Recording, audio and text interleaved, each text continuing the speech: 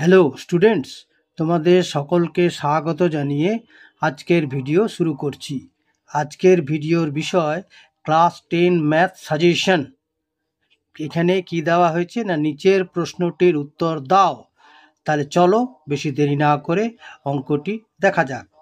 Number 1, একটি ঘনকের প্রত্যেকটি ধারের দৈর্ঘ্য 50% বৃদ্ধি পেলে ঘনকটি সমগ্র তলের ক্ষেত্রফল শতকরা কত বৃদ্ধি পাবে? সমাধান: মনে করি ঘনকটির প্রত্যেকটি ধারের দৈর্ঘ্য সমান a একক। অতএব ঘনকটি সমগ্র তলের ক্ষেত্রফল সমান হচ্ছে 6a স্কোয়ার বর্গ একক। ঘনকের প্রতিটি ধারের দৈর্ঘ্য 50% বৃদ্ধি করা হলে তখন ঘনকটির প্রতিটি ধারের দৈর্ঘ্য হবে a প্লাস a ইন্টু 50% সমান a প্লাস a গুণিত 50, তার নিচে 100। এবারে কাটাকাটি করলাম, 50কে 50 দিয়ে 100 আর 100কে 50 দিয়ে 2, তাহলে হলো কি a প্লাস a বাই 2 সমান সমান 2 লসাগু হলো। এইবারে উপরে হলো 2a প্লাস a বাই 2 সমান 3a বাই 2 একক। এটা বর্ধিত ঘনকের বাহু। ঘনকটির বাহু 50% বৃদ্ধি করলে তখন বাহুর দৈর্ঘ্য হবে 3a বাই 2 একক।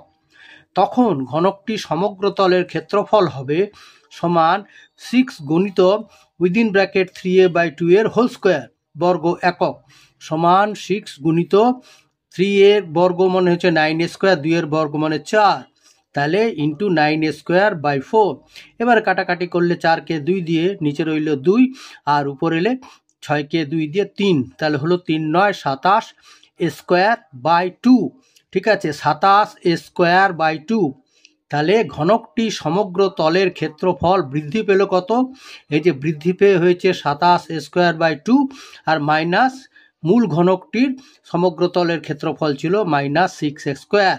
এবারে 2 লসাগু হলো, উপরে হলো রইল 27 স্কোয়ার মাইনাস 6 দুগুণ 12 স্কোয়ার বাই 2 সমান 15 স্কোয়ার বাই 2।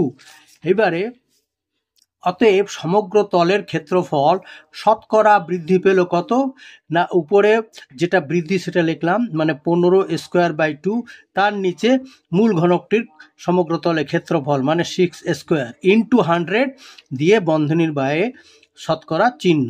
এবারে 15 স্কোয়ার বাই 2 ইন্টু 6 স্কোয়ার, নিচে 1 আছে এটা উল্টে গেল, হলো 1/6 স্কোয়ার ইন্টু 100 বাইরে বন্ধনীর বাইরে শতকরা চিহ্ন। এবারে কাটাকাটি করবে, দেখবে এখানে দেখো 6 স্কোয়ারকে প্রথমে 3 দিয়ে কাটলাম, তাহলে হলো কত 3 দুগুণে 6, আর এই 15কে 3 দিয়ে কাটলাম হলো 5, আবার 2কে 100 দিয়ে কাটলাম হলো 50, আবার এই নিচের এই যে 2 এটাকে 50 দিয়ে কাটলো 25, তাহলে উপরে কি হলো 5 গুণিত 25 মানে 125%। ঠিক আছে, আচ্ছা।